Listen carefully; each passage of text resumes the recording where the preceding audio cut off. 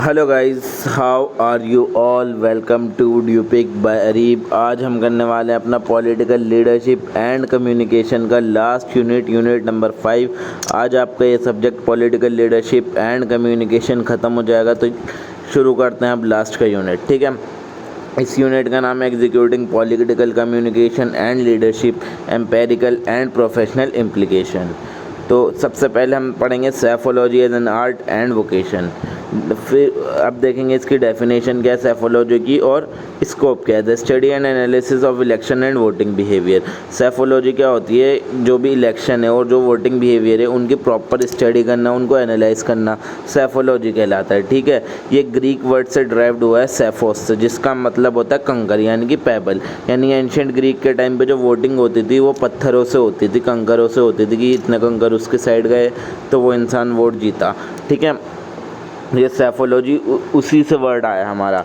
अब है उसके बाद स्कोप ऑफ सेफोलॉजी कि इसका स्कोप क्या है। Examine factor influencing voter behaviour, election outcome and political trends. इसके अंदर से हमें क्या क्या चीज़ें पता लगती हैं, सारी चीज़ें जितने भी पॉलिटिकल कम्युनिकेशन या फिर लीडरशिप से रिलेटेड चीज़ें हैं, जैसे कि वोटर का बिहेवियर होगा, इलेक्शन आउटकम्स होगा और पॉलिटिकल ट्रेंड होगा। इन सब चीज़ों को हम एग्जामिन कर सकते हैं, चेक कर सकते हैं। Involve the use of statistical tool and methodologies to predict and interpret election result. इसका काम क्या होता है? स्टैटिस्टिकल यूज़ करना और अलग अलग मेथडोलॉजीज लगाना ताकि इलेक्शन का रिजल्ट पता कर सके। अब की एस्पेक्ट देखते हैं सेफोलॉजी के है तो क्या। सबसे पहले आता है election surveys and poles.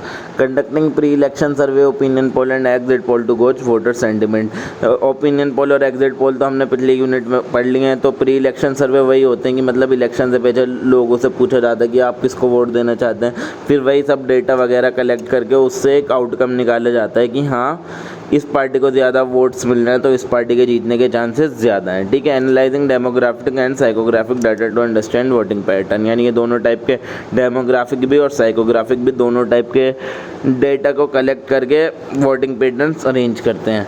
Data analysis and interpretation, utilizing statistical software and techniques to analyze electoral data. ये क्या करते हैं? स्टैटिस्टिकल सॉफ्टवेयर का यूज़ करते हैं और अलग अलग टेक्निक्स का यूज़ करते हैं ताकि वो इलेक्टोरल डाटा कलेक्ट कर पाएँ। और फिर interpreting result to provide insight into voter behaviour and election trend. फिर अपना रिजल्ट बताते हैं कि ये हमारा रिजल्ट आया, फिर उसको जो इलेक्शन का एक्चुअल रिजल्ट होता है उससे कंपेयर किया जाता है। इलेक्टोरल जियोग्राफी क्या होती है? Studying the geographic distribution of the vote and its impact on election outcome. यानी कि जियोग्राफिक डिस्ट्रीब्यूशन क्या है हमारा वोट्स का, यानी कि इस पर्टिकुलर एरिया से हमें कितना वोट आ रहा है, कितने लोग यहाँ पर वोट देने के लिए एलिजिबल हैं, कितने नहीं हैं, और उस एरिया में कितने लोग एलिजिबल हैं। इसी चीज़ की स्टडी इलेक्टोरल जियोग्राफी कहलाती है। ठीक है, mapping electoral constituency and identifying की battle ground region. Historical trends देख लेते हैं। Analyzing historical election data to identify long-term need, trends and shift in voter behavior. Comparing current election with past election to predict future outcome। की मतलब इसके अंदर हम जो करंट इलेक्शन चल रहे हैं उसको पास्ट इलेक्शन से कंपेयर करते हैं ताकि हम फ्यूचर को प्रेडिक्ट कर पाएँ कि पिछले साल ऐसा हुआ था और इस साल ये हालात चल रहे हैं तो अगले साल क्या होगा। तो यही होता है हमारे हिस्टोरिकल ट्रेंड से जो हमें पता लगता है। स्किल एंड कॉम्पिटेंसीज जो लेते हैं, सबसे पहले statistical analysis, profession statistical tool and software such as SPSS, R और पाइथन। ठीक है, इसके अंदर क्या क्या स्किल चाहिए होती हैं आपको? सबसे पहले स्टैटिस्टिक्स के टूल आपको यूज़ करना आने चाहिए, जैसे SPSS जो होता है, और स्टैटिस्टिक्स ऑफ R जो होता है, पाइथन वगैरह जो होती है कोडिंग लैंग्वेजेस, ये सब चीज़ें आपको आनी चाहिए। Ability to analyze large data set and draw meaningful conclusion. यानी आपको ये चीज़ आनी चाहिए कि बहुत बड़ा डेटा होता है, वोटर कॉन्स्टिट्यूएंटी का बहुत ज़्यादा बड़ा डेटा होता है, हर इंसान वोट डालता है, जितने भी लोग एलिजिबल हैं, और क्या नाम है, भारत के जैसे देश में तो पॉपुलेशन और भी ज़्यादा है, तो डेटा आपको पता ही है कितना ज़्यादा बड़ा हो सकता है। तो इस डेटा को कलेक्ट करना और उससे एक मीनिंगफुल कंक्लूजन निकालना is not a easy task, so it is hard to get this skill. Okay, फिर उसके बाद है research methodology, understanding of qualitative and quantitative research method. इसके अंदर हम सिर्फ क्वांटिटी पर भरोसा नहीं करते, क्वालिटी भी देखते हैं, क्वालिटी मेजर्स भी साथ साथ लेकर चलते हैं अपने साथ। Designing and conducting surveys, poll and focus group.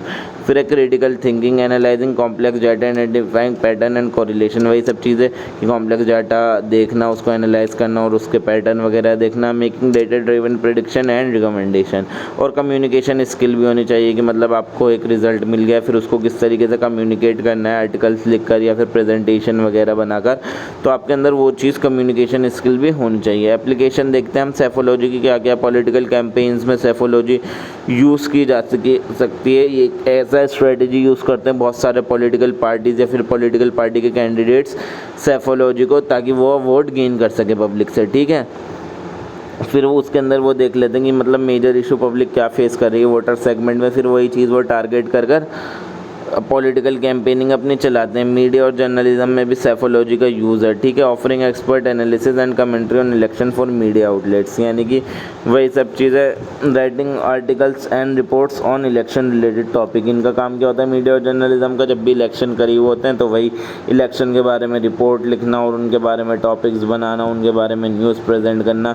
तो इसी तरह सेफोलॉजी का भी यहाँ पर यूज़ होता है। वो दिखाते हैं ना कि इस साल इसके इतने वोट आने के वो हैं, या फिर ये सब चीज़ें जितनी भी न्यूज़ में आती हैं इलेक्शन से रिलेटेड, वही सब सेफोलॉजी की एप्लीकेशन होंगी हमारी।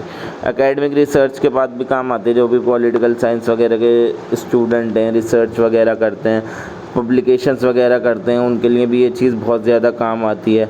और उनके लिए सेफोलॉजी पढ़ना और उससे रिलेटेड चीज़ें जानना बहुत ज़्यादा इम्पॉर्टेंट होता है, ठीक है। गवर्नमेंट और एनजीओज़ की भी सेफोलॉजी बहुत ज़्यादा काम आती है कि उनको भी वोटर बिहेवियर और पब्लिक ओपिनियन पता लगता है और उनको भी पॉलिसी बनाना और इलेक्टोरल रिफॉर्म्स वगैरह बनाने में ईजी रहता है, ठीक है।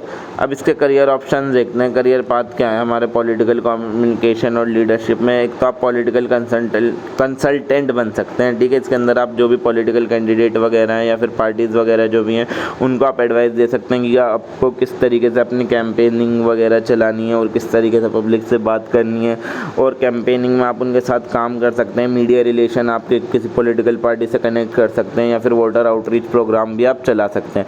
तो सबसे पहले आपका क्या होगा इसके अंदर करियर ऑप्शन पॉलिटिकल कंसल्टेंट का। और दूसरा होता है public relations specialist.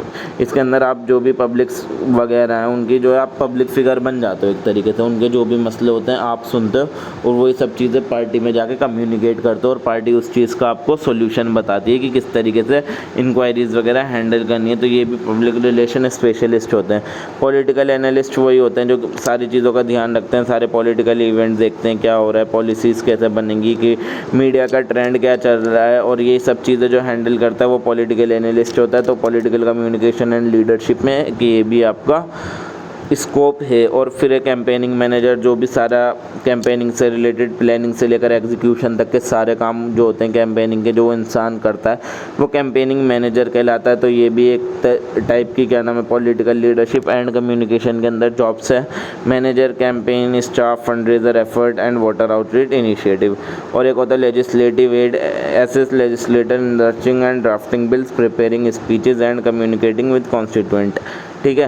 Provide policy advice and support legislative process. क्या करते हैं पॉलिसी एडवाइसेस वगैरह देना और लेजिस्लेटिव प्रोसेस सपोर्ट करना।